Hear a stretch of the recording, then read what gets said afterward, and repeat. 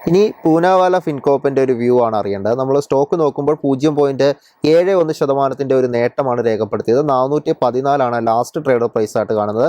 സ്റ്റോക്കിനെ സംബന്ധിച്ച് നോക്കുമ്പോൾ കഴിഞ്ഞ ഒരു മാർച്ച് തുടങ്ങി തുടർച്ചയായി എല്ലാ മാസവും ഇപ്പോൾ നേട്ടം രേഖപ്പെടുത്തിക്കൊണ്ടിരിക്കുന്ന ഒരു ക്ലോസിംഗിലാണ് ക്ലോസ് ചെയ്യുന്ന രീതിയിലാണ് സ്റ്റോക്ക് ട്രേഡ് ചെയ്യുന്നതായിട്ട് നമുക്ക് കാണാൻ സാധിക്കുന്നത്. മാർച്ച് തുടങ്ങി ഇപ്പോൾ നോക്കുമ്പോൾ ഓൾമോസ്റ്റ് ഒരു 50% ഒരു നേട്ടം സ്റ്റോക്ക് രേഖപ്പെടുത്തി കഴിഞ്ഞിരിക്കുന്നു. ഈ ഒരു ഓഹരിയിൽ താങ്കൾ വാച്ച് ചെയ്തിരിക്കുന്ന ലെവലുകൾ ഇനി ഏതൊക്കെയാണ്?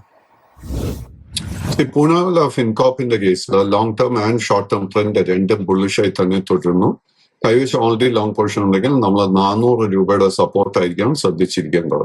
വളരെ ഷോർട്ട് ടേം ട്രേഡിംഗിന് വേണ്ടി ഒരു പൊസിഷൻ എടുക്കാൻ ആഗ്രഹിക്കുന്നുണ്ടെങ്കിൽ നമ്മൾ 427 രൂപയുടെ റെസിസ്റ്റൻസ് ശ്രദ്ധിച്ചിരിക്കണം. ആ റെസിസ്റ്റൻസ് ബ്രേക്ക് ചെയ്യാൻ സാധിച്ചാൽ പിന്നീടുള്ള റെസിസ്റ്റൻസ് 440 കാണുന്നത്.